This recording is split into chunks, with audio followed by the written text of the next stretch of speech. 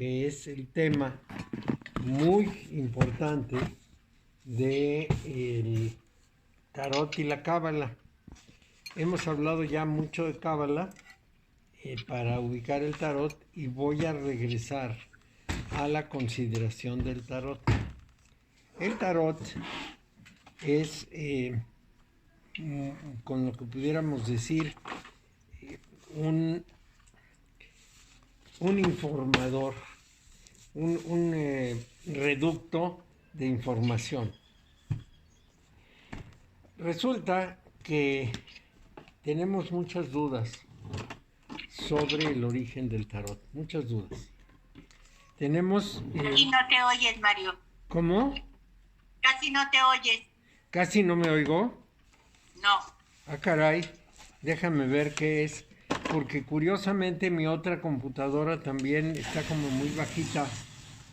Y aquí tengo puesto el sonido al máximo. Yo no sé si hay otro máximo del sonido, pero creo que no. Déjame ver. Está a 100. Aquí le voy a poner más, pero no sé cuál es más y cuál es menos. Este es más. Ya le puse todo el sonido fuerte. Estarán tapados el micrófono. Yo aquí veo una cámara, pero no veo los agujeros del micrófono. Ya me lo acerqué más y lo que voy a hacer es me voy a poner una bocina porque ya varias veces me han dicho que me oigo quedito. Entonces me voy a poner un bocinón. Sí. Tengo aquí jueves 13 de mayo, dice... 13 de mayo llegamos hasta los esquemas para representar los 4 mundos. Los 4 mundos, exactamente. Sí. Sí, déjenme ver si encuentro el micrófono porque lo tengo aquí cerca. Algo debe pasar que la computadora no da el tono, pero bueno, con el micrófono las cosas deben mejorar. Vamos a ver. Yo creo que lo voy a poner para el otro lado. Lo voy a cruzar para acá para que no estorbe la filmación. Ya saben que me filman. Y aparezco viejo. Bueno, vamos a empezar con esa relación de tarot. Para los 4 mundos es importante que en esta sesión, que era para tarot fundamentalmente, porque es así empezó, se haga la correlación. El tarot es una realidad del mundo, pero es una realidad de la que ignoramos muchísimas cosas. Vamos a decir, existe desde hace mucho tiempo, no es una cosa de brujas, no es un juguete, es un documento muy singular y muy complejo y no puede igualarse con prácticamente ninguna otra forma de lo que pudiéramos llamar expresión de un conocimiento organizado en forma de imágenes. Hay un libro mudo de alquimia. Sí. ¿No se oye? ¿Cómo? Off, on. Desde que empezaste a hablar no te oímos nada. Habiendo acabado, no sabemos nada de lo que dijiste desde que conectaste el micrófono. A ver, ahora sí. Nada. Bueno, ¿y ahora sí? Ahí sí. Ahí ya. Entonces es el micrófono. Quiere decir que el micrófono no sirvió. No. Al principio sí sirvió porque se oyó, pero luego esta máquina me saca una cosa. ¿Qué quiere usted usar? Y me pone como 19 cosas, yo no sé cuáles son. Sí, son absurdos totalmente porque simplemente se debería conectar un micrófono y la máquina solo usarlo, pero no. Así es que... Es que no te oímos nada de lo que empezaste a decir. No, pero lo voy a decir otra vez. Decía yo que el tarot es un documento que tiene muchos significados. Y uno de los significados más importantes es el de ser un texto expresado en imágenes. Hay pocos textos expresados en imágenes. Uno de ellos se llama Mutus Liber, que es un libro o un libro mudo, que es un libro de alquimia en el cual solamente hay imágenes. ¿Lo está grabando o no? No, si quieres grabo, vamos a ver. Qué bueno que me dices porque no se me ocurre. Como yo ya sé lo que digo, pues como que no se me ocurre grabarlo. Ahí voy. Bueno, entonces el libro mudo nos da una instrucción de todo el proceso de la alquimia en imágenes. Serán unas 30 imágenes, 20 imágenes, ya no me acuerdo cuántas tiene. Pero va mostrando todo el proceso de la alquimia.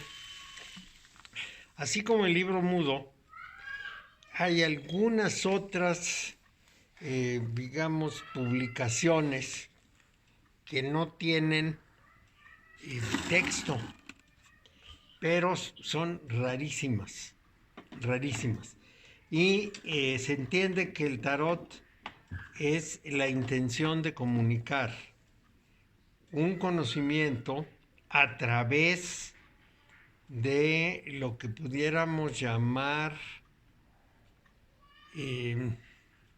no es que no son solo imágenes, son algo así como una imagen cargada de simbolismos, que no es simplemente la imagen, es la imagen más todo lo demás, es lo que aparece, su posición, sus colores, sus detalles, sus números. Para darles un ejemplo, el mago, que es la carta número 1, aparece un hombre de pie. Como está de pie, nos muestra que está prestando atención. Cuando está sentado, está reposando. Cuando voltea hacia la izquierda, está viendo al futuro. Cuando voltea hacia la derecha, bueno, a la izquierda mía ahorita, pero hagan cuenta que yo soy la imagen del mago. Cuando volteo para acá veo el futuro, cuando volteo para atrás, para allá veo el pasado. Es como la escritura. Entonces, aquí el punto es que cuando la figura tiene esa posición, el mago es la primera carta, o sea, es la carta que nos muestra lo que pudiéramos llamar, ya está, lo que pudiéramos llamar la iniciación o el inicio de un proceso iniciático, el arranque del proceso iniciático. Entonces, el mago tiene que ser activo. En segundo lugar, su siguiente característica es que está volteando. Si lo vemos de frente hacia la izquierda, como a mí me ven a su izquierda, y si yo lo digo que volteo a la derecha. Entonces estoy voltando para atrás. Estoy estudiando el pasado. Entonces el mago, para empezar su iniciación, tiene que voltear al pasado. Lo siguiente es que tiene que estar atento porque está de frente. Luego tiene una mesa en la que hay ciertos objetos. Esa mesa es de color carne, es la mesa de la encarnación, es decir, se refiere a su vida actual. Además de referirse a su vida actual, solo aparecen 3 patas, que son el mundo físico, el mundo astral y el mundo mental. Además de que solo aparecen 3 patas, sobre la mesa hay una bolsa que es su pasado, su karma arrastrado en el pasado. Y sobre la mesa están un puñal, está un vaso, están unos dados. ¿La bolsa es un pasado? ¿Perdón? ¿La bolsa es qué? El karma, o lo que carga el karma es su pasado. Entonces, lo que tiene, pues así de conjunto, no va a ser sino la descripción de lo que significa esa iniciación. Déjenme ir por una cartita para enseñárselas. Bueno, aquí está. Entonces, véanlo, está viendo al pasado. Está parado de frente y está, por lo tanto, en una actitud de presencia. Tiene una mesa de 3 patas que son el cuerpo físico, astral y mental. La mesa tiene color carne porque está realizándolo en su encarnación. Sobre la mesa hay varios objetos. En la bolsita esta que ya está ahí, aquí, ahí cargaba todo lo que era su pasado y entre ellos su parte karmática.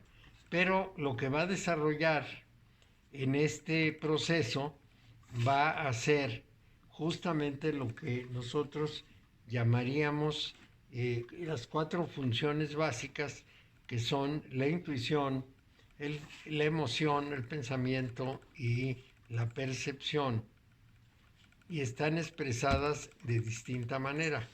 El basto, este que tiene aquí, representa el fuego. Mario, Sí, ¿cuáles serían las emociones? el vaso. Esto lo voy a describir ahorita muy ampliamente. Pero Sí. las emociones son intuición. Por eso. No. No, lo que va a decir. No, Jung decía que el ser humano tenía 4 funciones mentales básicas. La percepción, que es los sentidos, el pensamiento, que es la parte racional, que llamamos racional o lógica, el sentimiento o las emociones, que es la parte espontánea, y la intuición. Son 4 funciones.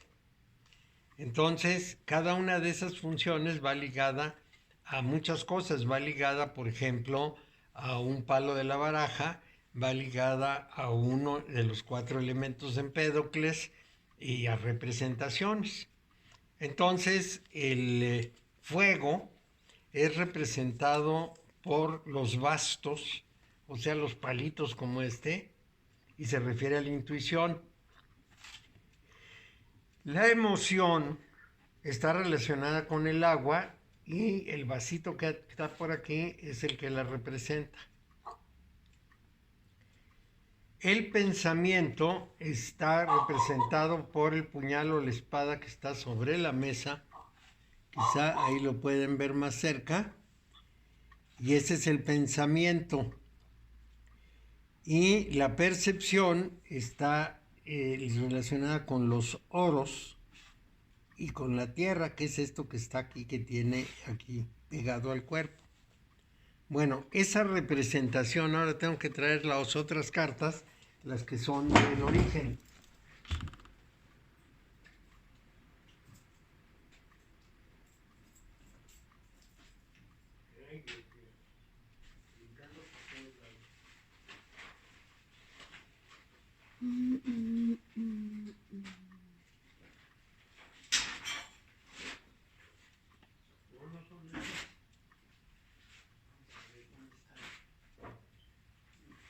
Mira, yo aquí tengo mi juego de cartas. Los voy a traer de allá. Se las puedo poner, pero no las tengo en esta computadora.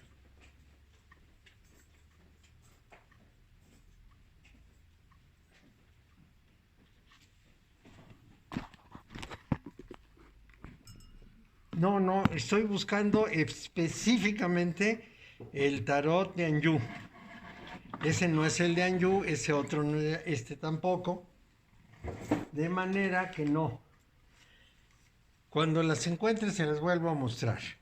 Bueno, entonces en esta carta vamos a encontrar varias cosas. Con la intuición está tomando del cielo un mensaje que aterriza ahorita les digo dónde, porque tengo que poner esto aquí. Está tomando un mensaje aquí que aterriza en este punto donde tiene puesto el oro. A ver si ya no tengo, como que mi pluma no señala, pues no se ve. ¿En la mano? ¿El que Aquí. tiene en la mano? Sí. Aquí tiene puesto un oro, entonces esto que viene aquí aterriza, porque el oro es la representación de la tierra. Entonces recibe un mensaje superior y lo aterriza aquí. Esto es muy importante. Sobre la mesa están la espada o el puñal y el vaso. por aquí andan. Pues aquí estoy. El vaso y por aquí está el puñal. Bueno, entonces el tema más o menos puede resumirse de esta manera. El individuo está en su encarnación. En su encarnación tiene que desarrollar su intuición, su percepción, su pensamiento y sus emociones. Porque hasta que las tenga equilibradas, hasta que las cuatro estén en armonía y ninguna esté por encima de la otra, es decir, hasta que todas queden sujetas a la armonía universal, la persona no va a estar en equilibrio. Entonces, él va a tener que trabajar con todos esos elementos. Ahí, en esa mesa también están los dados del azar, porque el azar cuenta mucho. Ahí están los dados, se ven, abajo de la copa se ven los dados. Y tiene algunas otras cosas y una bolsa aquí. Esa bolsa está relacionada con una carta anterior, que es la carta que se llama el loco. En la carta del loco vemos al que está estudiando, vamos a llamarlo así, aquí aparece. Y este loco, vean cuáles son sus características. En primer lugar, va de viaje. Va de viaje con traje de fiesta.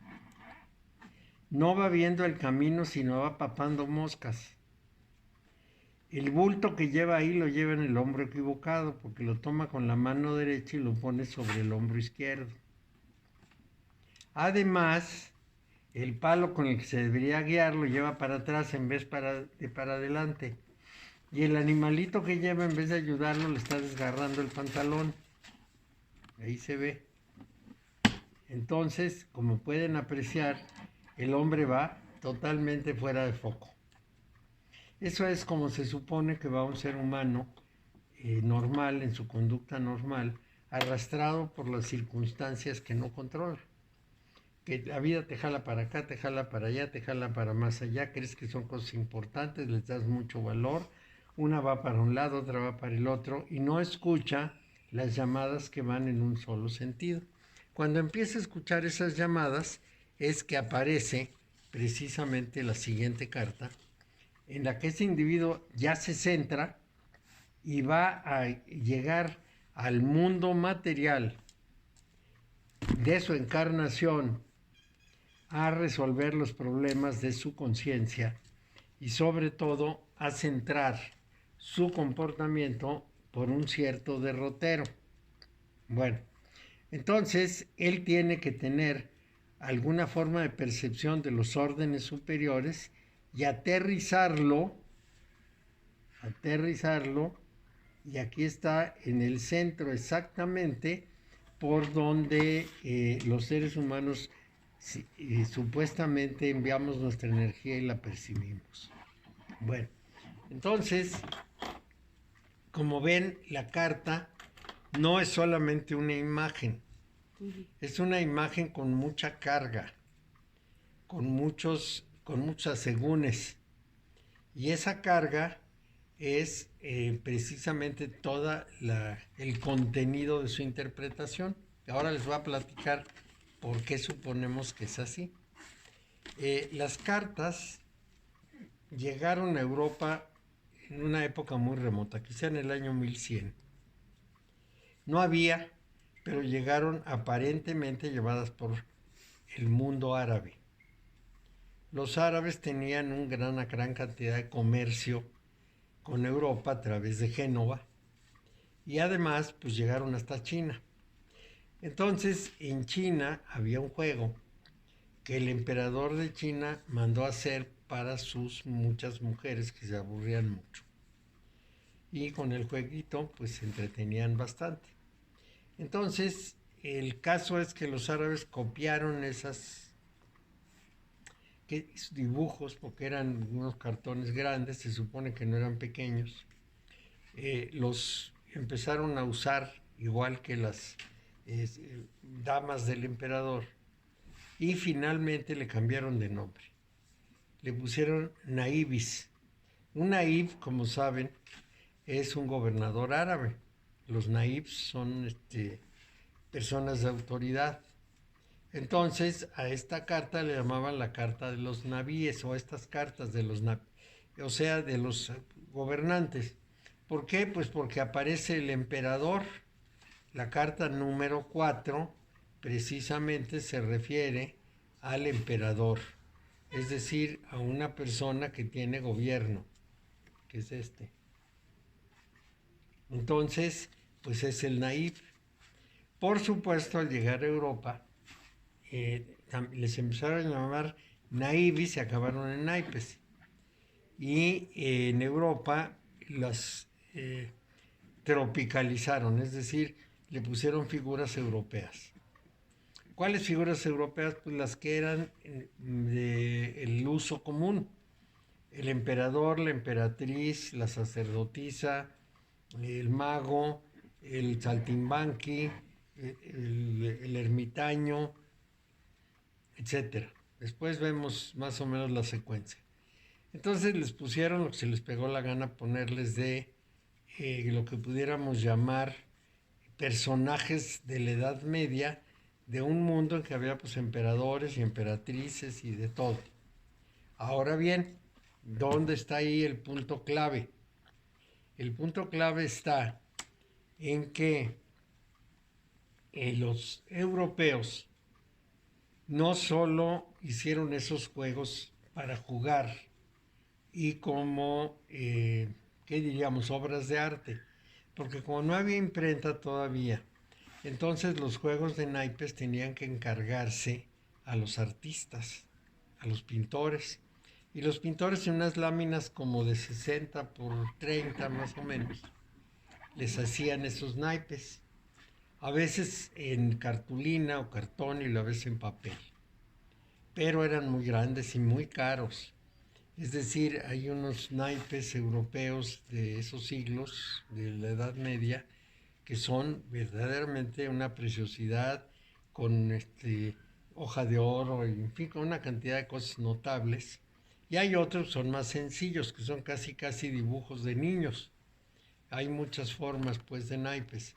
Entonces, el tema, más o menos lo podemos ver en los términos de que esos naipes pues sirvieron para jugar. La iglesia los prohibió, por supuesto, y también prohibió el juego de dados y el juego del ajedrez. Todo estaba prohibido. Entonces, esos naipes prohibidos, pues aceptaron la prohibición algunos, pero no todos. Y entonces ocurrió lo que evidentemente tenía que ocurrir. Empezaron a salir por todos lados.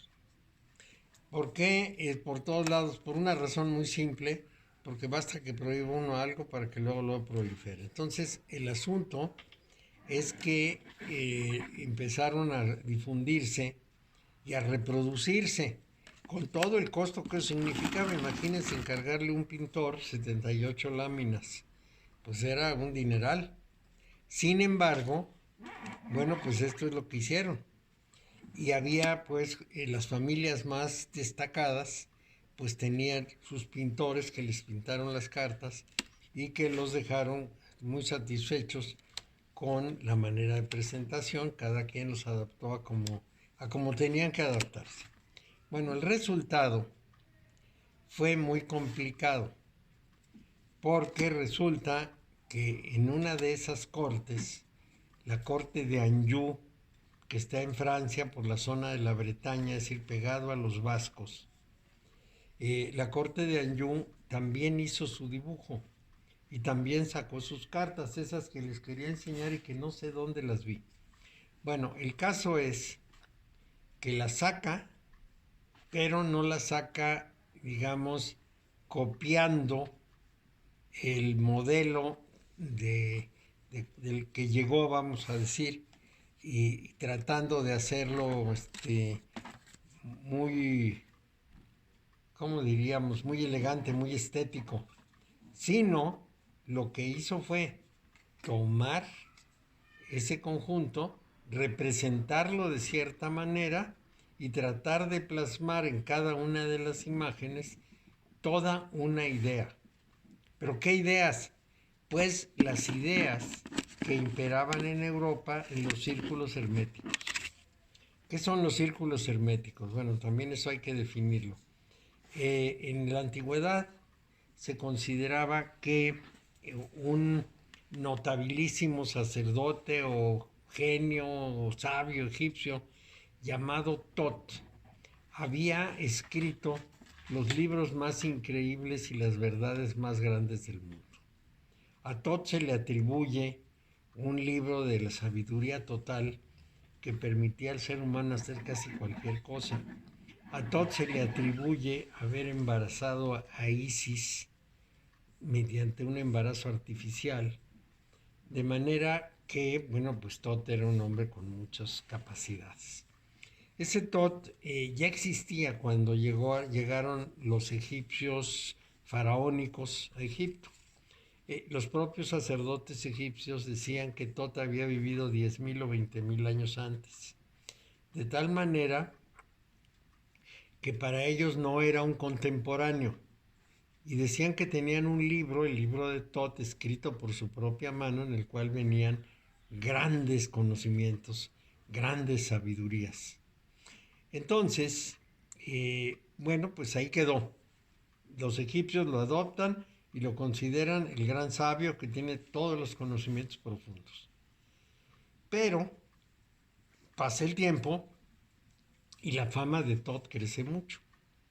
Por otro lado, en Grecia hay un dios del panteón griego llamado Hermes, que es un dios singular porque cada uno de los dioses tenía una función. Es decir, Marte, la guerra, Mercurio, las comunicaciones. Bueno, no era Mercurio, era el equivalente griego. Las comunicaciones, Artemisa, pues las ciencias, el conocimiento. En fin, cada uno tenía una función específica. Pero Hermes tenía muchas. Hermes era hijo de Zeus y la ninfa Maya, una de las Pléyades.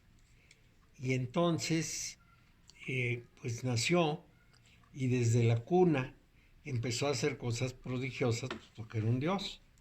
Entonces Zeus le aconseja que le robe a su hermano el Apolo, que le robe los bueyes que él pastoreaba. Los bueyes que pastoreaba Apolo eran los rayos del sol.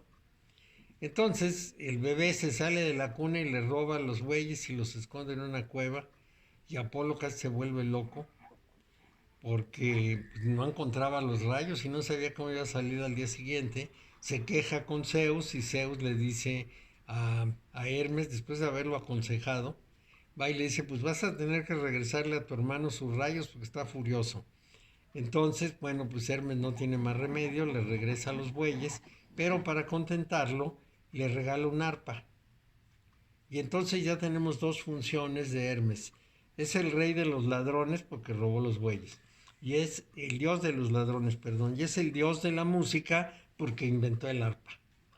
Pero después, Hermes va a ser el heraldo de los dioses.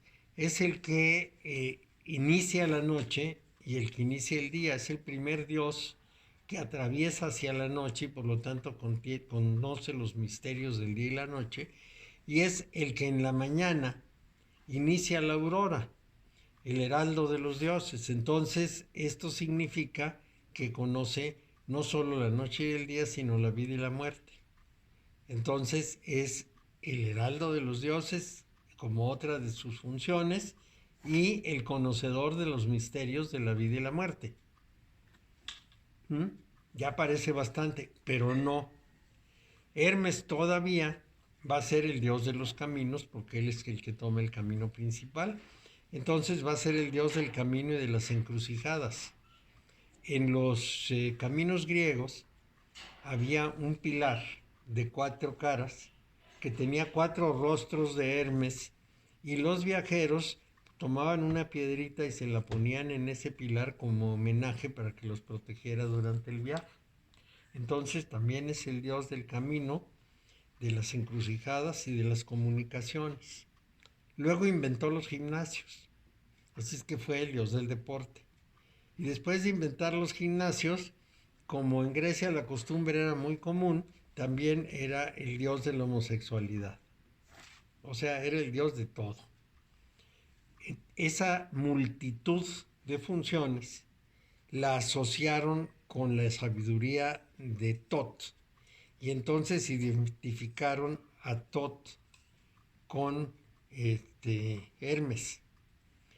Ese Hermes hacía el papel de dios de las comunicaciones y de los caminos, de manera que después lo identificaron con el Mercurio romano, porque Mercurio era el dios del comercio, de la comunicación y de los caminos, por eso tenía unas alas en los pies.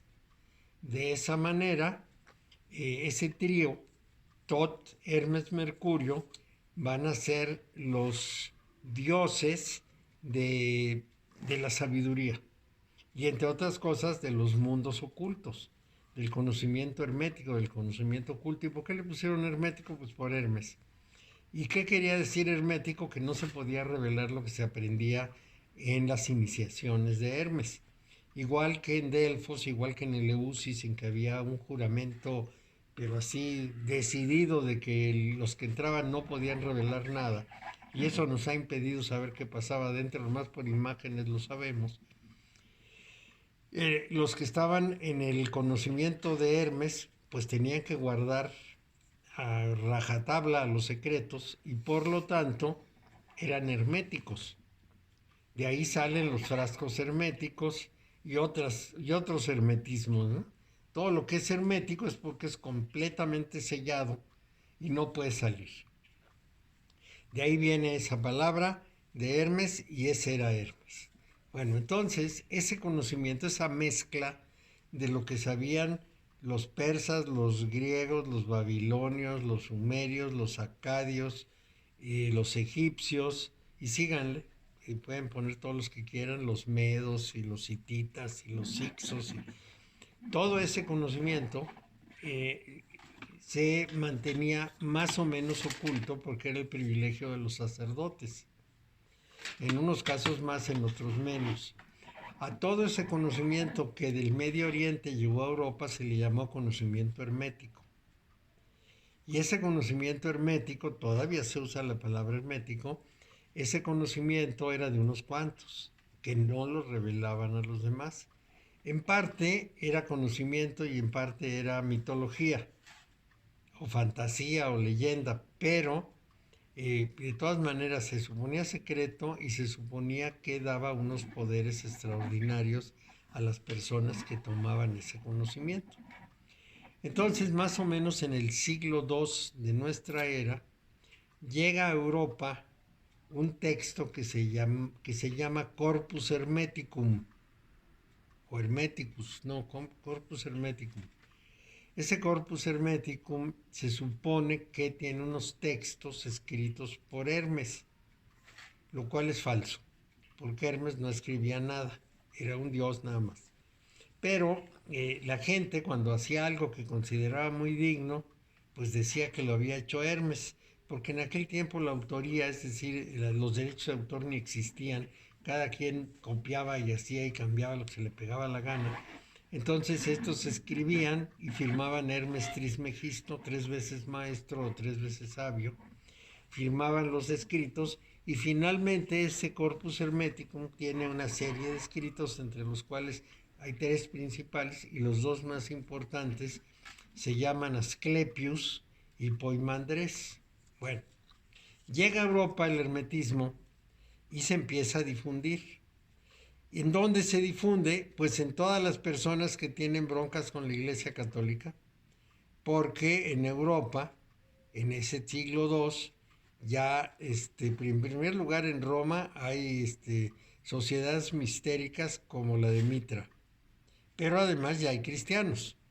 Y ya para el siglo III, IV, ya para el año 325, en que se oficializa el predominio católico romano sobre incluso la religión romana en el Concilio de Nicea, ya para entonces empiezan las prohibiciones bíblicas contra lo que se llama la magia o los conocimientos ocultos. En la Biblia se dice que a los magos hay que matarlos, y que la magia es obra del mal. Entonces, pues se persigue, pero se oculta. Y entonces todos los que no aceptan las interpretaciones eclesiásticas, lo que hacen pues es sumarse al mundo del hermetismo y pensar que a través de esto están obteniendo una sabiduría única, lo cual pues tiene su parte de verdad y su parte de mentira. Es decir, los conocimientos que se consideraban más sabios efectivamente se manejaban en esos grupos herméticos, aunque solamente se consideraban los más sabios, porque en realidad pues no era exactamente así. En realidad lo que pasaba era que pues, lo que iban sabiendo y lo que iban pudiendo agregar y lo que decía la tradición lo iban poniendo como si fuera la suma de la sabiduría. Entonces el resultado fue que había grupos muy callados, muy secretos, que guardaban prácticamente todo ese conocimiento que venía del Medio Oriente. Si a eso le sumamos algo de los celtas, por ejemplo, la idea que tenían de hadas, duendes, ondinas y salamandras, pues vamos sumando elementos muy importantes a esa tradición. De manera que entre el conocimiento de los celtas, lo que dejaron los ligures, los antiguos conocimientos de la geometría sagrada y demás, el hermetismo se constituyó en una forma de conocimiento oculto desde, vamos a decir, el siglo II que llegó a este texto hasta nuestros días. Bueno, entonces, en ese conocimiento oculto participaban ciertas partes de Europa más que otras. Y dos participantes muy importantes eran dos cortes situadas en el territorio francés, pero cuando menos una de ellas era una corte, era un territorio inglés, que era Aquitania. Aquitania está pegado a Cataluña. Está en el norte de España, el sur de Francia, está pegado a Cataluña, y Anjou estaba más cerca de Inglaterra, estaba arriba de Aquitania. En esas dos cortes se cultivó muchísimo el conocimiento oculto.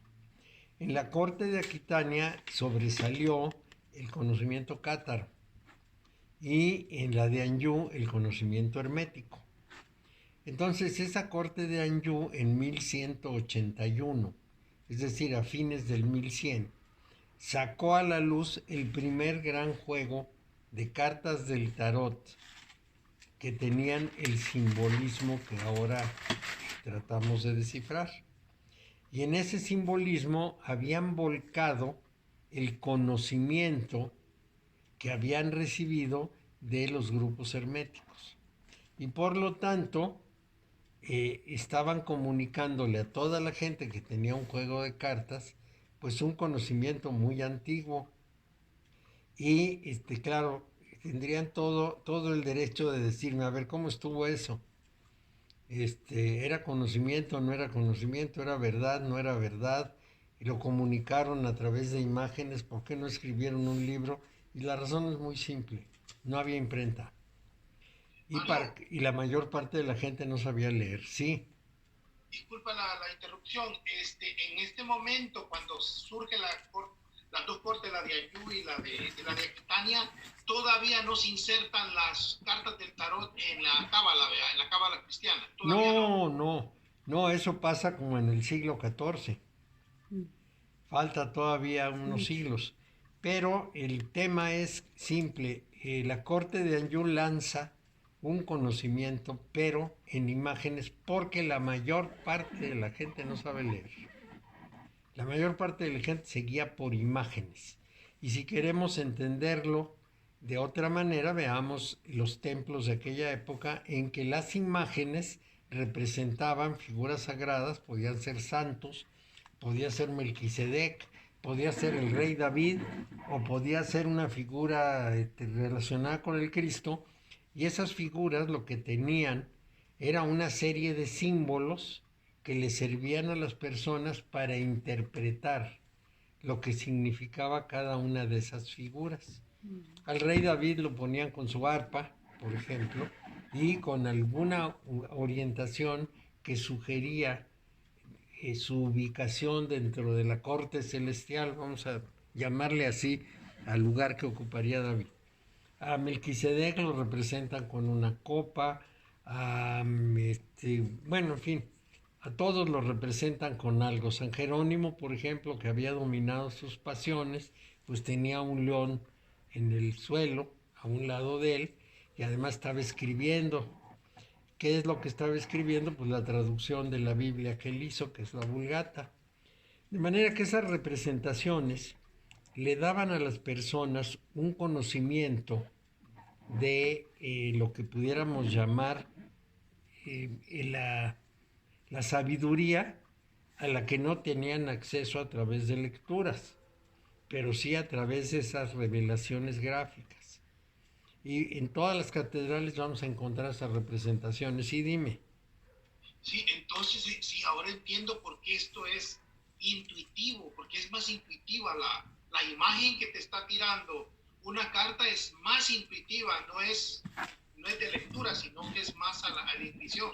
Bueno, lo llamamos analógico, o sea, sin lógica, ajeno a la lógica. An es una partícula privativa. Analógico quiere decir que se conoce por analogía, por comparación, no por razón. Entonces, todo el conocimiento tarótico es analógico. La gente lo percibe con la figura. ¿Sí? Sí escucho. No se oye.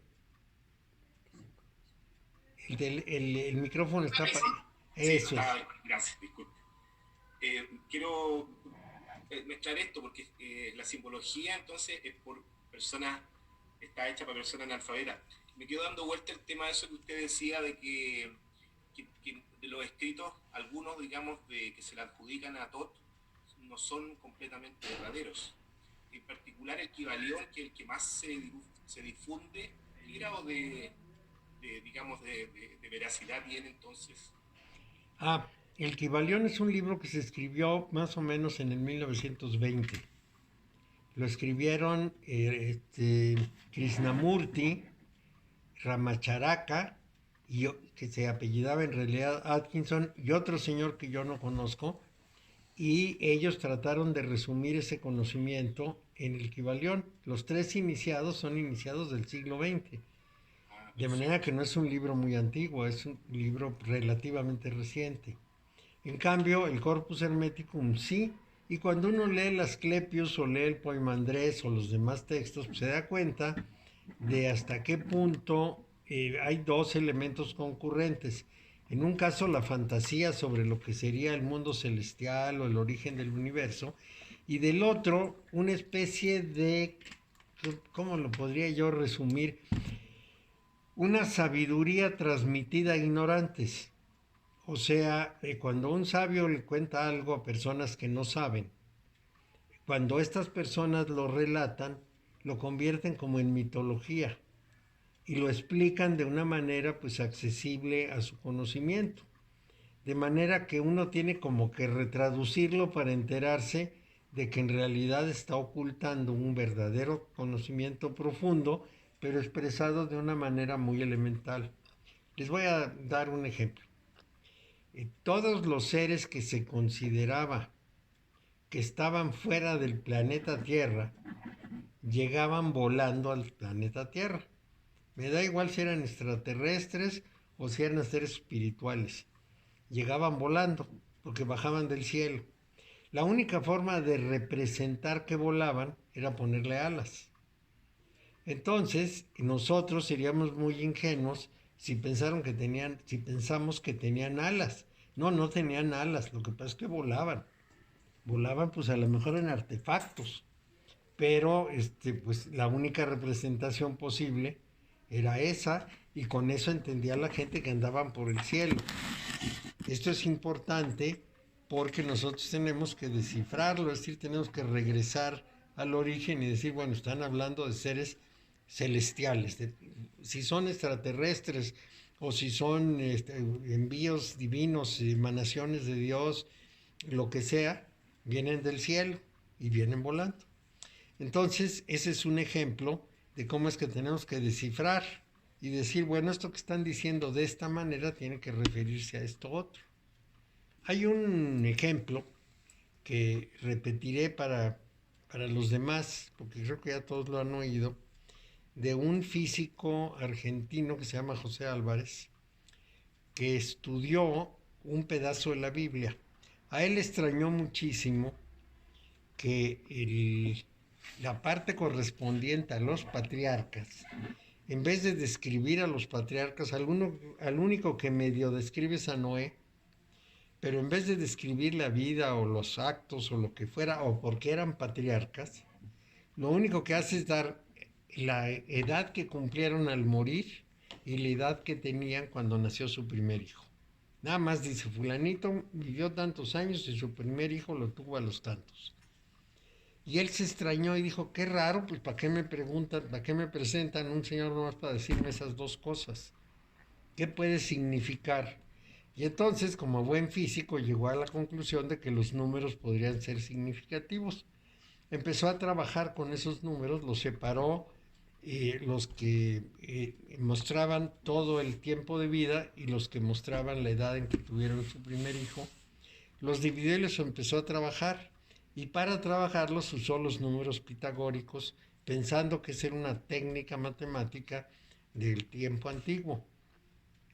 Y lo que descubrió fue las constantes atómicas. Y uno se preguntaría, ¿las constantes atómicas ocultas en la Biblia? Pero bueno, pues para poder presentar eso a alguien que no tenía ni idea de qué estaba hablando, pues le puso nombres de patriarcas, porque las constantes atómicas son muy importantes. Las 10, no 3 o 4, todas. Y además, lo que es muy importante, muy exacto. Entonces, aquí el punto, yo no sé si le podemos creer completamente a José Álvarez, pero él lo tiene puesto y descrito y pone los números pitagóricos y muestra cómo llegó a la conclusión y nos dice que tienen una definición muy precisa, más precisa que las primeras veces que se calculó en Europa. Entonces, bueno, pues algo sabían. Y después, cuando vamos analizando más a fondo, por ejemplo, algún texto como el Asclepios, nos damos cuenta que nos dice algunas cosas que se parecen mucho a nuestra física contemporánea, a la cosmología o a la física de partículas, de lo cual podemos deducir que pudo haber habido este conocimiento en el planeta Tierra, pero los que lo expresaron, pues lo expresaron de manera folclórica porque no tenían la capacidad de expresarlo científicamente. De modo que sí, los textos pueden ser falsos en un sentido y verídicos en otro. Por ejemplo, no son atribuibles a Tot de ninguna manera. El libro de Tot es uno. Se dicen los sacerdotes egipcios que lo tenían ellos y que un faraón lo mandó quemar por todo el poder que le daba a algunas personas. Después apareció otra quemada del libro de Tot y otra más, y hay como 9 quemadas del libro de Tot. Y lo curioso es que todas las personas que han presumido tenerlo desaparecen misteriosamente, los matan y les pasa cosas muy raras. Entonces, vamos a decir que de Tot nada más hay ese. El Corpus Hermeticum, pues lo hicieron otras personas y se lo atribuyeron a Tot porque era lo que se estilaba, ¿no? Para darle así como respaldo, fuerza y reconocimiento a la sabiduría de Tot. Bueno, entonces todos esos conocimientos acumulados a lo largo de milenios, algunos muy abiertamente expresados, otros más a la mitológica o a la forma de leyenda o alegoría o metáfora, todo este conocimiento era de los grupos herméticos. Y los que tuviera la corte de Anjou, que eso es lo importante, fueron expresados en imágenes. Y si vemos la imagen del loco, que nos dice que el ser humano va cargando su karma, porque esta bolsita es el karma, va cargando su karma indebidamente o inadecuadamente porque lo lleva en el hombro contrario, que va caminando y va distraído y se puede tropezar, que el palito que lleva para apoyarse lo lleva atrás, no le apoya nada, que va en traje de fiesta para un viaje, que lleva un compañero que lo desgarra y que tiene ahí 12 cascabeles, aquí 12 cascabeles, y otros detallitos más. Tiene un gorro muy particular que tiene aquí un pompón amarillo. En fin, tiene una serie de características importantes. Sí, dime. ¿El tarot de Anjou se parece al de Marsella? Sí, es casi igual. La única diferencia entre el tarot de Anjou, bueno, hay dos diferencias. Una, el uso de colores. Y la segunda es que en la carta número 20, que es la del juicio, en esa carta ocurre algo muy singular. Aquí está esa carta. Ustedes ven que este ángel que está tocando la trompeta está en una nube. Tiene una nube aquí. Bueno, en la carta de Marsella, esa nube aparece borrosa. Y en la carta de Anjou aparece perfectamente dibujada. Lo cual nos insinúa que la de Anjou es anterior. Ahí nada más podemos usar pues deducciones, ¿no? O inducciones. No podemos más que concluir de esa manera. Si una estaba mejor acabada y la otra ya está un poco desdibujada, pues es que la primera era más antigua.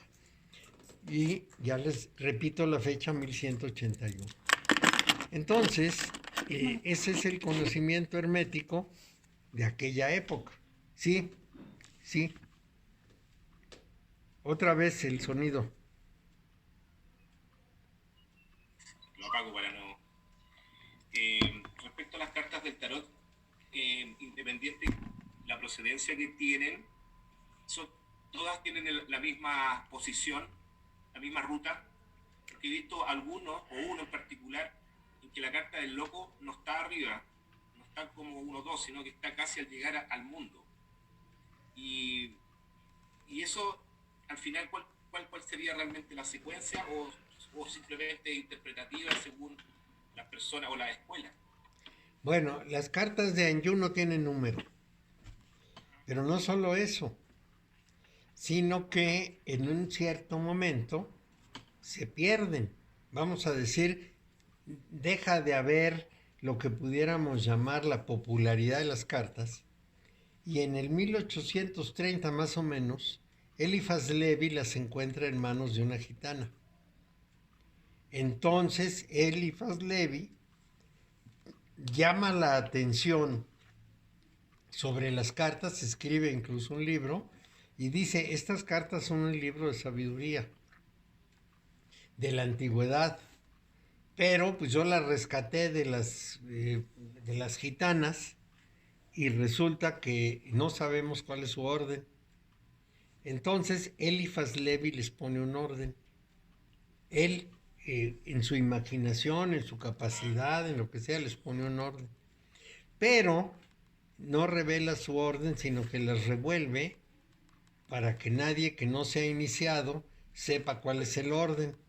Y como los iniciados desaparecieron del mapa, nadie sabe cómo las acomodó realmente. Ese es el primer gran problema. El siguiente gran problema es que las cartas 8 y 11 tienen una gran dificultad. La dificultad es que el que no conoce no puede interpretar correctamente. Entonces ahí les muestro, aquí pueden verlo, lo voy a acercar. Resulta que la carta 11 está aquí y la carta 8 está acá. La carta 8 tiene un signo de Leo y la carta 11 tiene un signo de Libra. Y entonces las personas que se guían por los signos dicen que la carta 8 debe ser la fuerza y que la carta 11 debe ser el juicio. Pero resulta que no conocen bien que ese león de la carta 11 no tiene nada que ver con el signo de Leo. Y que el orden que significa poner el juicio en ese lugar de 8 y el 11 en su lugar es precisamente, dicen, la secuencia lógica. Porque ese león no representa una fiera, representa fuerzas internas de la persona. De tal manera que también hay esa diferencia, hay una gran cantidad de alegatos sobre cuál débil en dónde. La tercera discrepancia es dónde va el loco. La mayor parte de los tratadistas la saca del conjunto y llama 21 a la carta del mundo. Algunos que quieren ser muy originales ponen al loco como carta 21 y al mundo como carta 22. Pero no dan ninguna explicación satisfactoria. Bueno, entonces les voy a explicar por qué el loco está fuera. Porque hay dos leyes universales, la que se llama la ley del 3 y la ley del 7, que son importantísimas para toda la hermética. Son, bueno, leyes muy sencillas, pero son ley de 3 y ley de 7. Y resulta que 21 cartas se acomodan a 3 y a 7. Entonces, si en una fila horizontal ponemos las primeras 7, abajo de esa línea ponemos las segundas 7 y más abajo ponemos las terceras 7, vamos a tener algo muy interesante. Vamos a tener las primeras 7 activas, las segundas 7 serán pasivas y luego las otras serán neutras. Y en ese sentido podemos ver esas cartas como la representación de la ley del 7. Y vamos a observar algo muy importante en ellas. Déjenme ver a ver si encuentro una representación de eso que yo tenía por aquí, que la vi hace un ratito y que ahora ya no la veo. Aquí está. Ahorita les voy a enseñar. ¿Qué tal, Pati? Hola. Aquí están tus cosas. Gracias, Mario. Bueno, véanlo.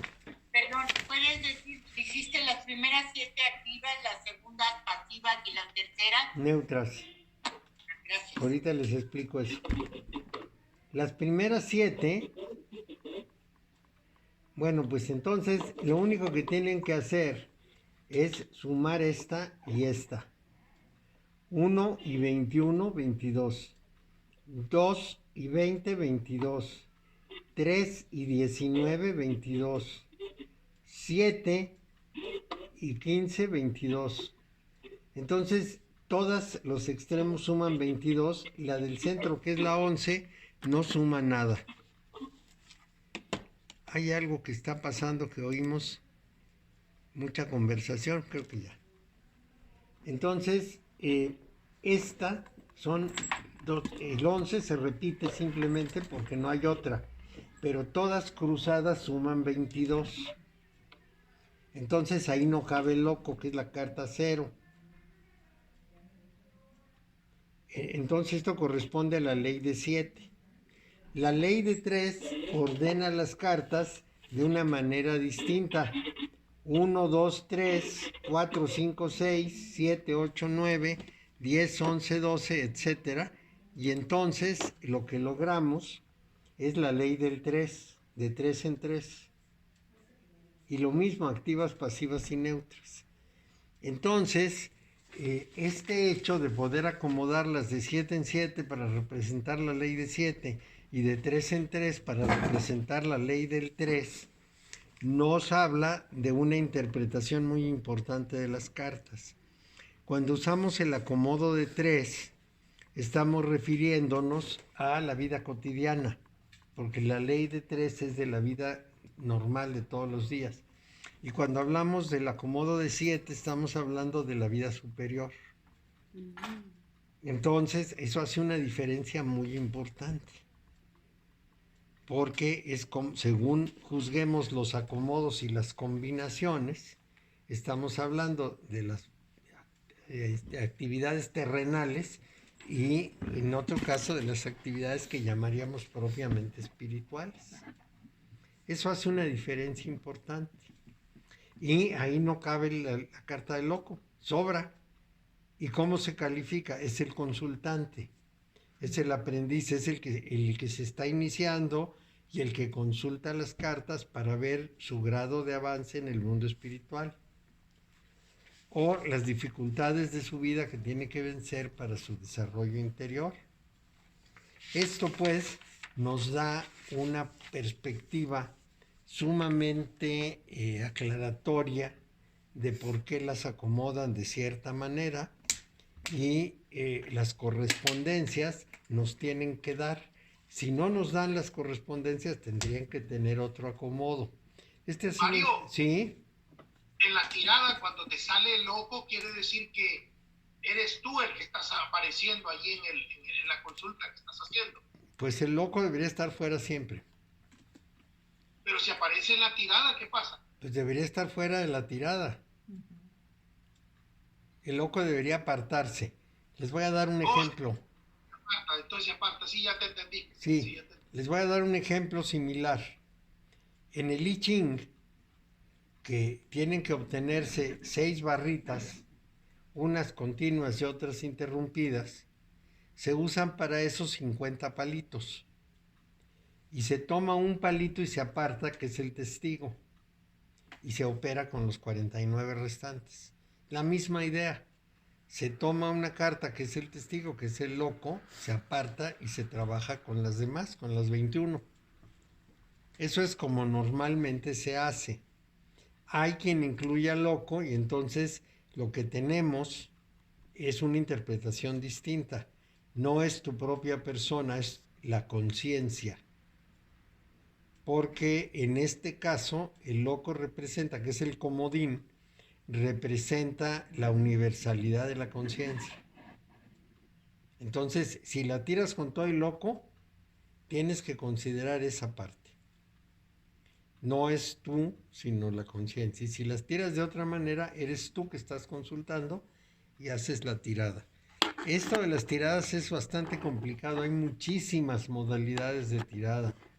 Hay una que se utiliza en las 78 cartas, no solo las 22, y hay otra muy sintética en que solamente 5 cartas representan toda la respuesta.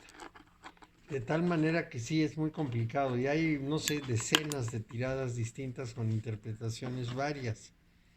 Hay un argentino llamado Alberto Custé, que hizo un libro llamado El Tarot o la máquina de imaginar, que tiene la interpretación de cada carta, tanto los arcanos mayores como los menores, y algunas tiradas clásicas. Entonces, vamos a decir que esto nos da una revelación muy interesante, porque finalmente alguien pone orden. Alberto Custé nos da una secuencia histórica que no corresponde a lo que les dije, porque él empieza en el 1200. Ya para el 1200 habían salido las cartas de Anjou, pero él no lo sabía. Las cartas de Anjou aparecieron, vamos a decir, hace a lo mejor unos 20 años, 15, y el libro se escribió hace 35, 40, entonces él no sabía todavía que había unas cartas más antiguas. Y eso pues hay que entenderlo. Todo investigador investiga hasta donde le da la historia y más allá de eso pues no puede. Entonces acá apareció esto, pues tiene que reformarse y tiene que contarse esta historia. La persona que rescató las cartas de Anjou hace una descripción de cómo las encontró, de lo que más o menos sería el simbolismo, y por supuesto nos explica por qué es un tarot más viejo, cómo apareció, dónde lo identificó, cómo se encontró. Nos da toda la explicación en un libritito que acompaña las cartas. Entonces vamos a decir que seguimos descubriendo cosas. Bueno, entonces, volviendo a nuestra secuencia, resulta que la carta número 1 es la carta del primer paso. ¿Cómo se interpreta eso? Se dice así: el loco es la carta número 0. Es la carta que muestra el momento en que una persona que vivía jalonada por todos los intereses de la vida cotidiana, de pronto tiene un acto de conciencia y piensa que puede haber algo más. Decide que pudiera haber alguna cosa más profunda. Y entonces ese acto de conciencia lo lleva a convertirse en una persona que se quiere iniciar, que es lo que está representado precisamente por la carta número 1. Este que se va a iniciar en la encarnación, va a trabajar con sus 4 funciones, la percepción, el pensamiento, el sentimiento y la intuición. Va la bolsita que lleva el mago, el loco, es el karma. El mago toma esa bolsita y ya la tiene sobre la mesa de la encarnación y la vuelca y nos muestra todo lo que tiene que trabajar karmáticamente. Luego, su sombrero, como pudieron apreciar, es como un signo de infinito, que esa es su aspiración, es lo que anda buscando, encontrar el orden infinito. Y bueno, pues todas esas cosas nos dicen mucho. Finalmente, si analizamos un poco más la carta, nos vamos a dar cuenta que hay algunas ramitas verdes, y esas ramitas verdes lo que nos muestran es que es primavera. Y entonces lo podemos relacionar con la alquimia, porque los alquimistas solo trabajan en su laboratorio en primavera. El gabinete solamente acepta trabajo primaveral. Después de eso estudian, reposan, lo que ustedes quieran, pero no se hace el trabajo. Entonces, esta persona entra al mundo de la alquimia, está en primavera y está justamente iniciando esa condición de ser mago. ¿Qué quiere decir mago en este caso? No es el ilusionista como David Cooper, no. El mago es el que tiene magnetismo personal, cósmico o natural. El magnetismo personal es toda la capacidad de actuar sobre el orden natural que desarrolla una persona con esfuerzo durante su vida. El magnetismo natural terrestre, es el de las personas que son capaces de crear efectos físicos en el mundo que pudiéramos llamar anormales. Por ejemplo, los sanadores que meten la mano en el cuerpo y sacan un tumor sin abrir la piel. Y como esos, los druidas que Julio César nos decía que producían neblinas y desecaban pantanos. Entonces, todos esos que pueden ejercer alguna forma de poder sobre la naturaleza tienen el magnetismo terrestre. Y el magnetismo cósmico corresponde al tipo de los profetas, que por una inspiración superior realizan una acción. A veces la acción es profetizar, como en el caso de estos, pero a veces es ejercer algo que va a hacer una transformación mayor. Entonces, esos son los 3 magnetismos. Un mago es, en principio, el que está desarrollando el magnetismo personal, es decir, sus capacidades no solo de comprensión, sino de transformación, empezando por su propia persona. Va a transmutar su persona. Entonces, en ese grupo de cartas que les mostré, las primeras 5 son de aprendizaje. Las 6 es de transición. Las segundas 5 son de prueba del aprendizaje. Las terceras 5 son de liberación en el sentido que lo decía el Buda. Te liberas de las cadenas, de los prejuicios, de las creencias, de los valores, de los conceptos sueltas todo ese bagaje y regresas al mundo como un inocente niño que está aprendiendo de nuevo. La carta 17 vuelve a ser de transición y las últimas 4, para dar 21, son de transmutación. La persona tiene que convertirse en otra, es un nuevo nacimiento. Entonces el tema es difícil, porque esa transmutación es una transformación para cambiar la vida para el mundo a la vida para el espíritu. Son 4 secciones, se las repito: aprendizaje, prueba, liberación y transmutación. Con 2 cartas de transición, la número 6, en que hay que tomar la decisión de si uno se queda en el mundo o se va al espíritu, y la carta 17, que es la carta en que se obtiene la protección de los planetas, y específicamente la protección de Sirio, la estrella, que es la que preside el grupo de estrellas que rodean a la persona. Ese grupo de estrellas se ve alrededor del personaje. Entonces, vamos a decir que este es el trazo más grueso del tarot. Ahora, ¿qué tiene que ver con la cábala? Ahorita les pongo aquí el árbol de la cábala, nomás que lo tengo. Aprendizaje, prueba, ¿qué más se llama? Liberación. Liberación y transmutación. Y trans. Bueno, vamos a ver si lo echo más atrás, se ve más completo. Esta cábala, este árbol de la cábala, tiene las cartas en los senderos. Aquí está la carta 0, el mago, el loco, la carta 1, el mago, la carta 2, la sacerdotisa, la carta 3, la emperatriz, la 4, el emperador, la 5, el papa, la 6, los enamorados, la 7, el carro, la 8, la justicia, la 9, el ermitaño, la 10, la rueda de la fortuna, la 11, la fuerza, la 12, que estaba aquí, ya no se ve. Déjenme traer. No, voy a traer una más chica, para que sí se pueda ver, si no se ve.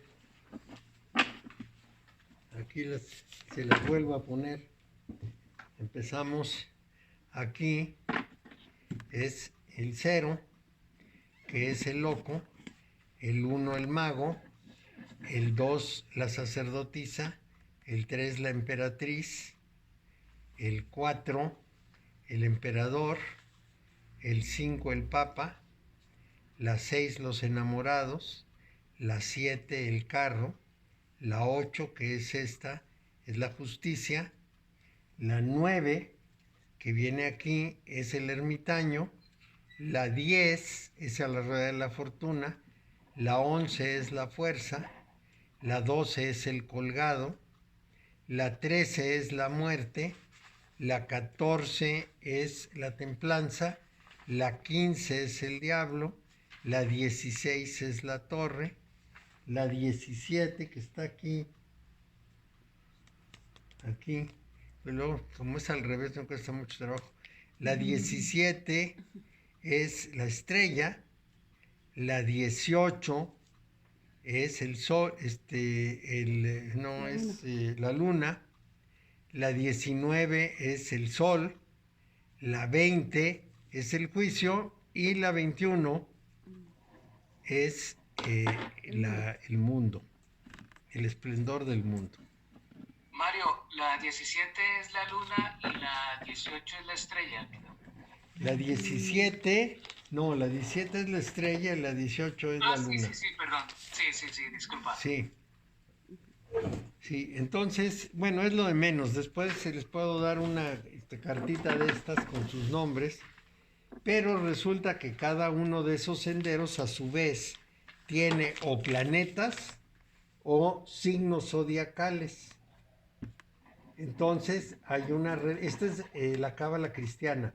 Hay una relación, desde el punto de vista de la cábala cristiana, entre los senderos y el cosmos, vamos a decir. En un caso los signos zodiacales y en otro caso los planetas. En la cábala judía, las cosas no son así. En la cábala judía, los senderos son las letras del alfabeto hebreo. Aquí está. En la cábala judía, cada sendero es el Aleph, Bet, Gimel, Dalet, etc. Entonces, en esos senderos no hay nada de la cosmología.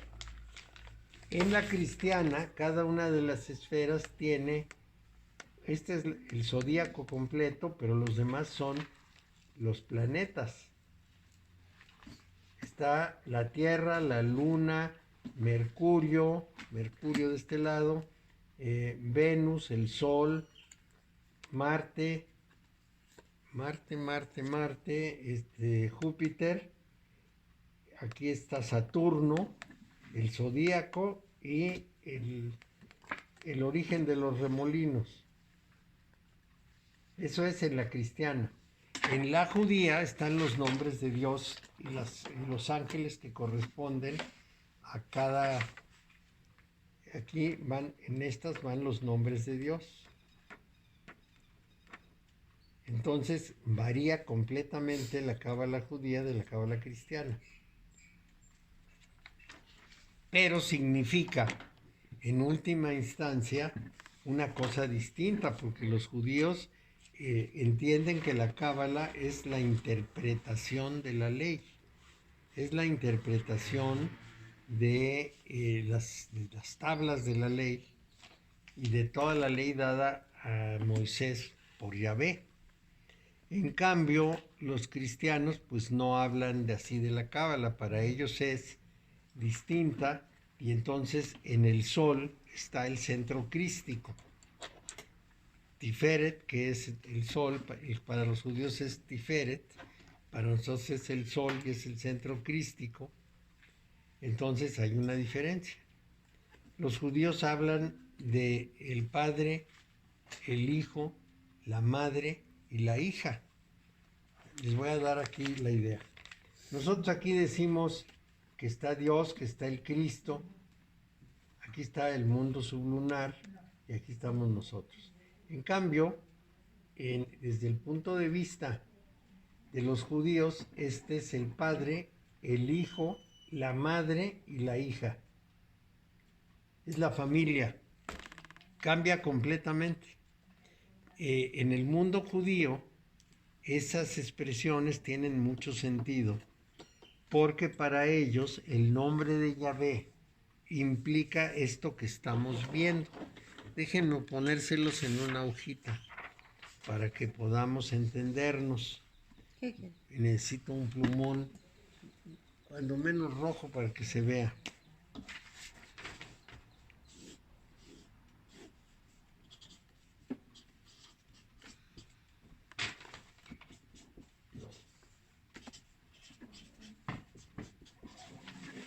Aquí está cómo se representa para los judíos. Arriba del triángulo está la palabra Yod de Yahvé. Y Yod es el principio activo masculino. Es la acción, es la fuerza. El primer G es el principio pasivo femenino.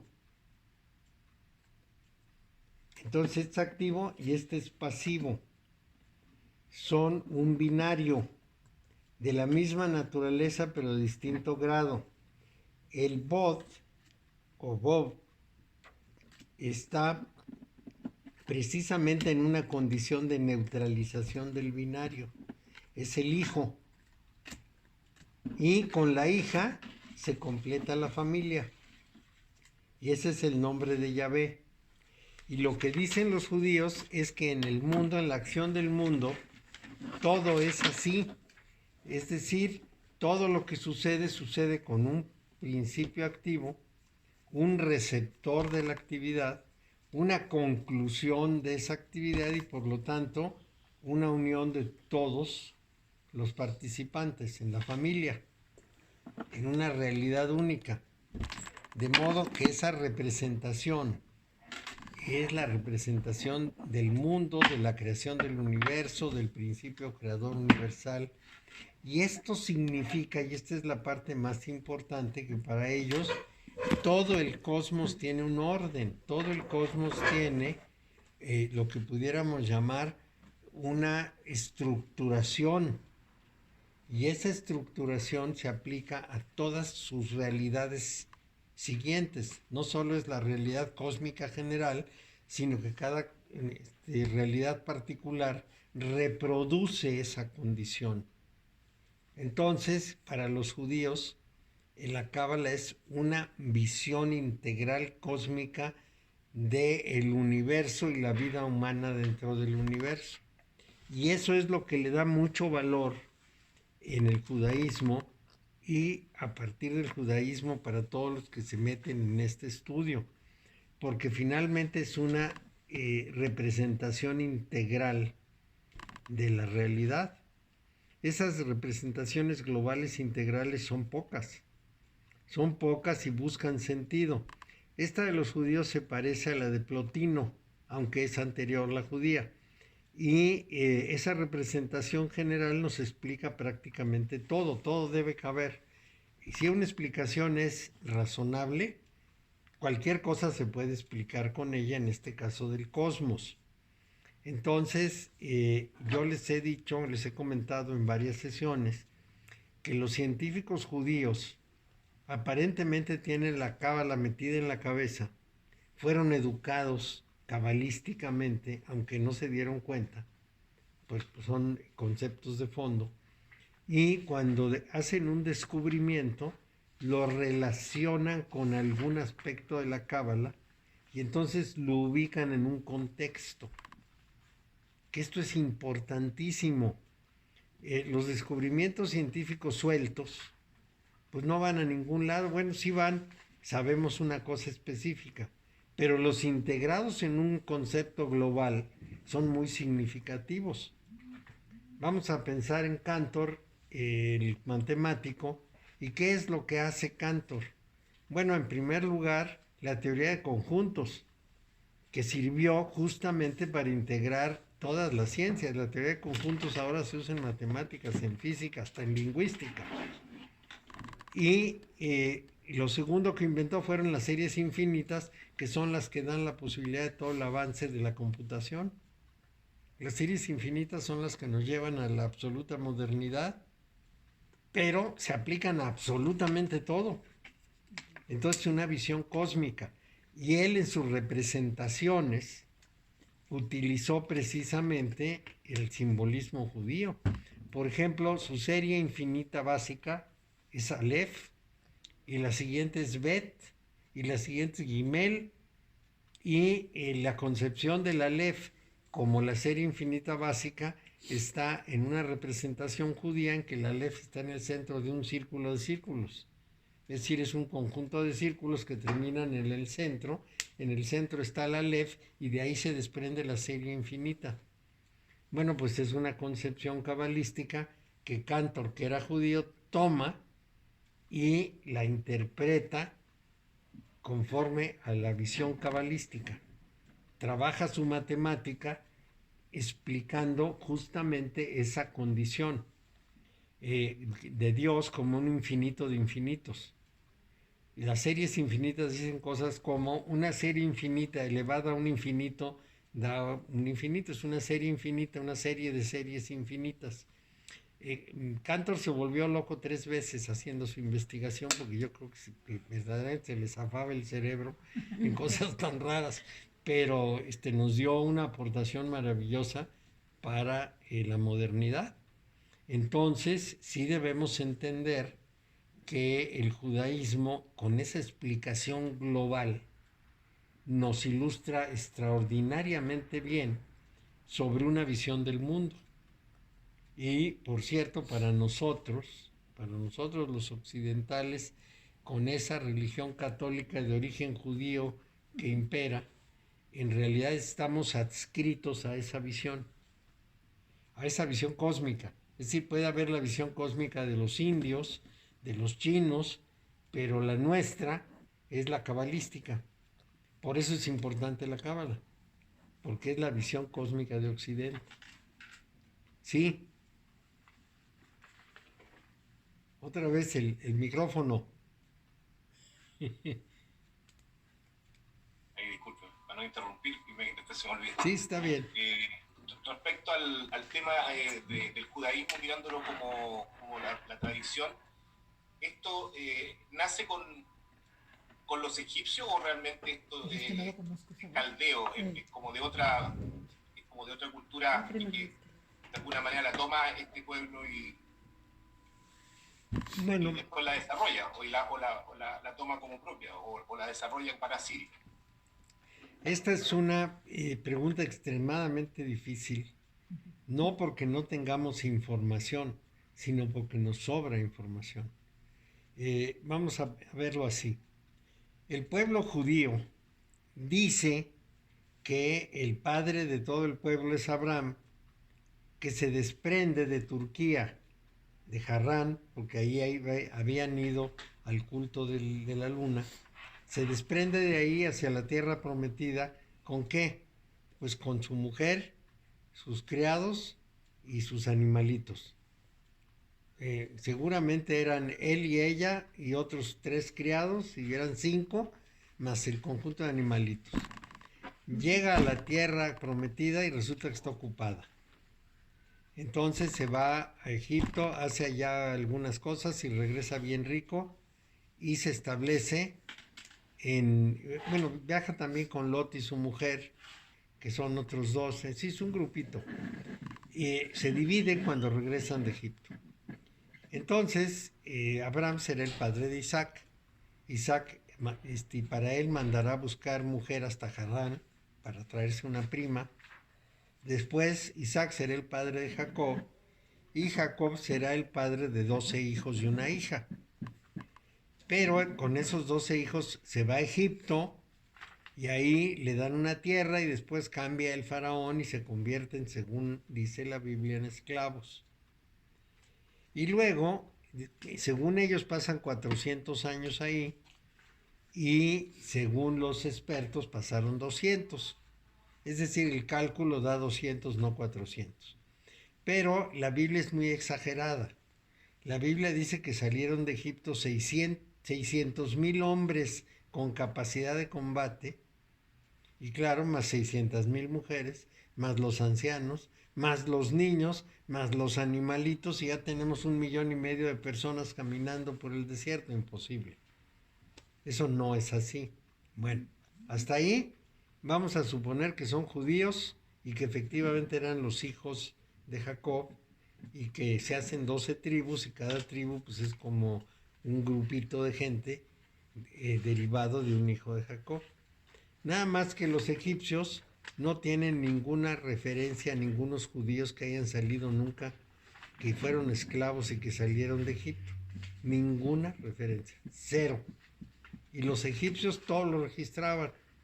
De manera que tenemos una duda muy profunda de que haya habido un pueblo judío que salió de Egipto. A lo mejor lo hubo, pero no salió de Egipto. Bueno, pero tenemos otra certeza. Resulta que precisamente antes de esa migración reinó en Egipto el faraón Ejnatón, Amenofis IV, que cambió su nombre a Ejnatón y cambió la religión de Amón a la religión de Atón, y para ser su capital creó una ciudad específica llamada Amarna. Por supuesto, cuando cambió la religión de Amón a Atón, corrió a los sacerdotes de Amón, que eran poderosísimos y riquísimos porque tenían los tesoros del templo, los echó y no se pudieron llevar los tesoros, y les quitó el poder. Lo odiaban a muerte. Bueno, entonces Ejnatón fundó el culto de Atón, y en la ciudad de Amarna pues tenía una cantidad de gente que seguía el culto de Atón. Muere prematuramente, murió a los 33 años, y en esa muerte prematura se presenta un problema sumamente importante. Lo detestan y no deja un heredero fuerte, sino que el que se queda es Tutankamón, que era un muchachito, jovencito. Entonces los sacerdotes de Amón le lavan el cerebro, le cambian el nombre de a Tutankamón y borran la ciudad de Amarna, la desaparecen del mapa y borran de la historia de Egipto la historia de Ejnatón. La borran, no existe. Queda un hueco, hay un brinco en las dinastías. No es sino en el siglo XX que por una casualidad que una señora se encontró una placa que descubre en la ciudad de Amarna, recuperan ese pedazo de historia y lo que entienden es que cuando murió Ejnatón se desató una persecución contra la gente de Amarna que tuvo que huir, pero como lo borraron de la historia, pues no está registrado. Entonces, esos que huyeron tenían una religión monoteísta que era la de Ejnatón, porque Ejnatón fue el primer monoteísta de la historia, no Abraham. El grupo de Abraham, el grupo de Jacob y de Isaac, bueno, el de Isaac era muy chiquito, el grupo de Jacob era politeísta, y era tan politeísta que precisamente dicen que en el camino por el desierto empezaron a adorar al becerro de oro. El politeísmo no se lo habían quitado de encima, no tenían claridad mental para eso. En cambio, Ejnatón, que era un faraón cultísimo, había concebido el monoteísmo no del sol, sino del disco solar, es decir, de una cosa muy abstracta. Y ese monoteísmo lo vamos a ver armado como una religión completa en el desierto. Y para que un solo hombre, en este caso Moisés, sea capaz de generar toda una religión con todas sus reglas y con todos sus ritos y demás en un viaje por el desierto de 40 años, es mucha imaginación. Lo que suponemos es que el supremo sacerdote de Atón huyó con la gente y él, como era el supremo sacerdote, pues tenía todo ya el concepto religioso del monoteísmo, ya tenía las reglas de comportamiento. Entonces después nos vamos a dar cuenta que una gran cantidad de pasajes bíblicos tienen un origen básicamente egipcio, de manera que la influencia egipcia sobre Israel fue altísima. Esa es la explicación que puedo dar de hasta dónde tenemos una idea que pudo haber habido esa condición un poco extraña de una mezcla de gente quizá de origen semita mezclada con gente egipcia. Ahora, los egipcios de esa época no eran africanos. Y esta es, vamos a decir, una historia también muy complicada, porque Egipto pudo haber tenido habitantes en una remota antigüedad, échenle 10,000 a 20,000 años, que sería el tiempo en que se construyeron las pirámides y la esfinge. Entonces pudo haber tenido esa antigüedad, pero los faraones llegaron de Oriente. ¿Y cómo lo sabemos? Porque los análisis de ADN que se han hecho recientemente de los egipcios del Bajo Egipto, es decir, los que dan al Mediterráneo, es que eran personas del Medio Oriente y del Mediterráneo, es decir, venían de Siria, de Turquía, de Grecia, de Italia, de España, de Francia, bueno, de lo que ahora son, de Creta. Todos estos se fueron al territorio egipcio y crearon una cultura egipcia de extranjeros, vamos a decirlo así. Tiempo después es que van a ir cambiando estas circunstancias, porque llegan, por ejemplo, los hicsos a invadir Egipto y entonces meten cultura hixa y además dioses hicsos. Llegan los persas, 2 invasiones persas y meten cosas persas y gente persa. Y síguenle. Llegan los asirios y meten gente asiria y cultos asirios y los egipcios van asimilando todo esto. Finalmente aparecen los griegos y entonces toda la dinastía de los Ptolomeos va a mezclar cultura griega con cultura egipcia. Y van a inventar un dios, Serapis. y lo casan con Isis y van a hacer ese culto mixto. Entonces llegan los romanos y meten ruido y cambian las cosas. Finalmente, cuando se suicida Cleopatra, prácticamente se descompone Egipto y es la época en que los africanos del sur invaden Egipto. Y entonces sí son africanos. Pero los egipcios son una mezcolanza impresionante. ¿Pero qué era, no, Mario? No, o sea, cuando suben los africanos todavía hay gente de la otra Sí. Egipto, entonces otra mezcolanza, ¿no? Sí, se mezclan. Eso de la raza pura es una... No, hay, Egipto. no hay raza pura en ningún lado. Si hay un lugar en que hubo mezclas fue en Egipto. Entonces, evidentemente, pudieron ser estos que huyeron de Amarna los que finalmente se convierten en el pueblo judío y se asientan en Palestina con mucho trabajo. Así es que vamos a ver esta historia de la Cábala en ese contexto. En ese contexto, el sacerdote egipcio, que sería Moisés, porque Moisés es un nombre típicamente egipcio, Moses. Bueno, entonces el sacerdote egipcio, que sería Moisés, lleva una serie de conocimientos secretos, ocultos, porque los sacerdotes no andaban contando por todas partes sus secretos. Entonces, él tiene una idea de religión muy estructurada y la plantea. ¿Y qué es lo que dicen los cabalistas? La cábala, que quiere decir cadena de la transmisión o de la tradición, se genera en el monte Sinaí.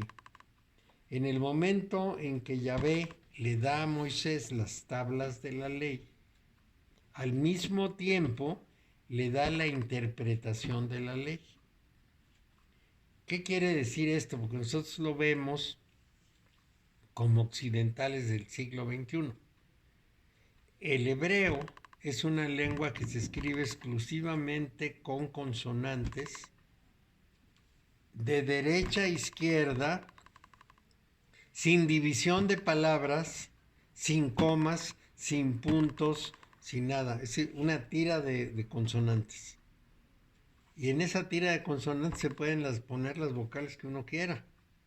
Entonces se requiere una interpretación para saber qué dice.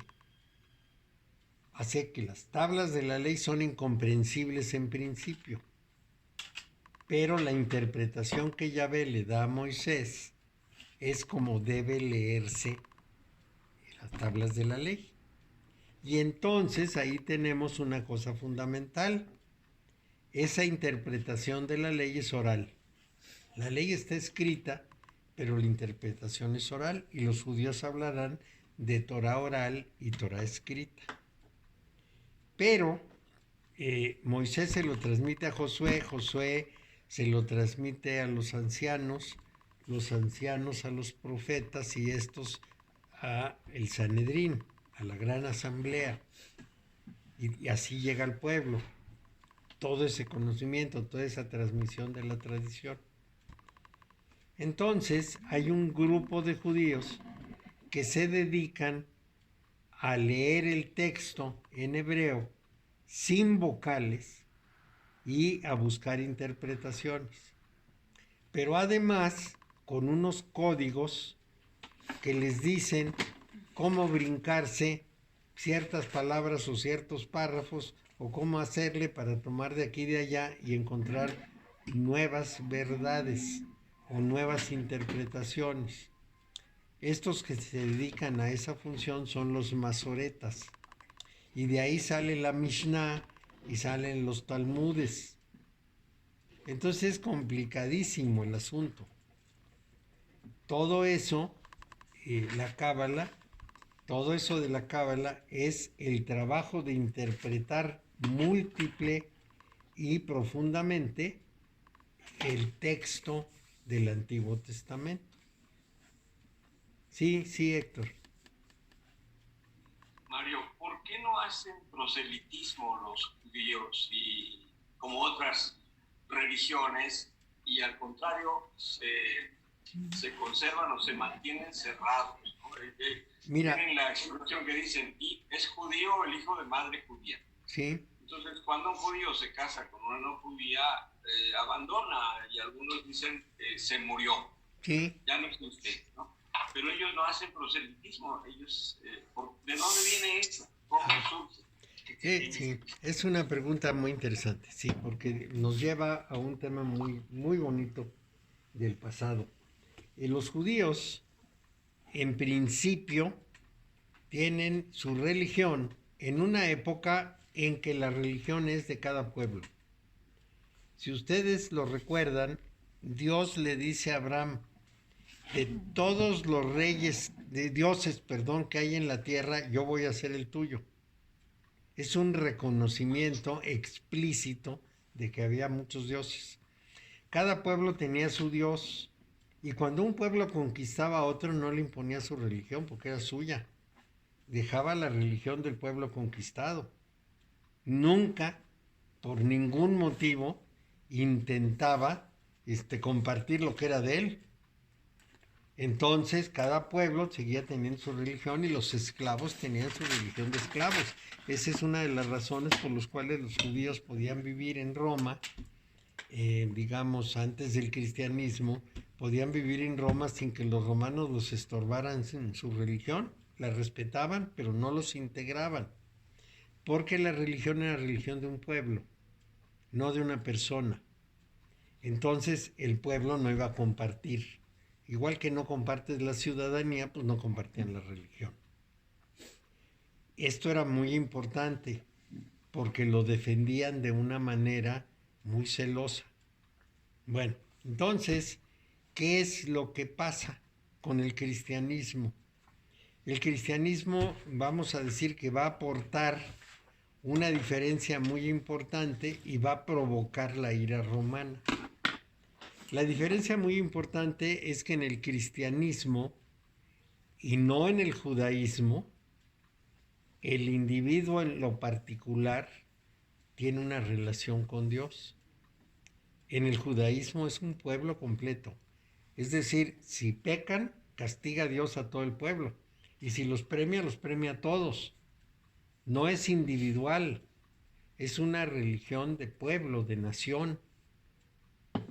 En cambio, el cristianismo inaugura o inicia la religión personal. Y entonces les parece lógico ir a Roma a convertir a los romanos. Y los dirigentes romanos dicen, bueno, estos locos vienen a quitarnos nuestros dioses nacionales. Es un atentado contra el país y los persiguen y los matan. Pues me parece perfectamente natural, pues se sienten ofendidísimos. Ellos no comparten su religión romana con los judíos y los judíos llegan, bueno, no los judíos, sino unos judíos llegan a tratar de transformar a los romanos al cristianismo y empiezan con los esclavos y claro, pues les pegan el talón de Aquiles y por eso los persiguen. Y entonces los judíos consideran que cuando llegue el Mesías, el pueblo de Israel imperará sobre todos los demás pueblos y entonces podrá transmitirles la única verdad religiosa que es la de ellos y todos se transformarán al judaísmo y entonces ya vendrá Dios a acabar con el mundo y a que baje la Nueva Jerusalén. Esa es la razón. Muy interesante, porque les da una fortaleza distintiva. Claro, siempre son nación. No pueden dejar de ser nación porque los une la religión. Y estén donde estén, ¿no? Donde estén. Donde estén, así es. Es interesantísimo eso. Sí, muy interesante. Bueno, pues nos Yo vemos. no sé si alguna otra religión o así llamada practiquen el no proselitismo. Yo no sé si exista otra. Porque Pues quizá algunas religiones de la India que son muy particulares pudieran tener esa condición, pero yo no estoy seguro que sea así. Lo era antes, pero ya no. Ahora ya casi todas son abiertas. El Islam es exactamente al revés. El Islam dice que todos somos musulmanes, pero no nos hemos dado cuenta y no lo hemos reconocido. Que nada más tenemos que aceptar al profeta y decir que solo el Dios es Dios y Alá su profeta, y hacer las otras 4 cosas del Ramadán, el viaje y todo esto, y ya somos musulmanes, porque nacimos musulmanes. Es exactamente al revés. Sí, Sí, muy interesante. sí, también muy interesante. Pero al ser una religión del pueblo también hace como una conciencia finalmente, o como un compromiso comunitario, ¿no? Así es, porque todos se salvan juntos o se pierden juntos. ¿Sí? Sí, explica mucho a los judíos. Claro. Yo de joven tenía amigos judíos, que tendría yo 15, 16 años, y nunca me hablaban de judaísmo. Si yo les preguntaba alguna cosa, por ejemplo, llegaba un primo y le decía, el sábado tenemos la celebración, yo le decía, ¿qué celebración? Y no me contestaban. Y no me invitaban ni me decían que podía participar, ni me querían informar de absolutamente nada. Egoístas feos. Claro. Pues sí. Bueno, nos vemos la próxima. Muchas gracias. Que les vaya muy bien. Gracias, Mario. Que la Buenas pasen noches, bien. gracias. Buenas noches. Buenas noches. Buenas noches. Mario, gracias.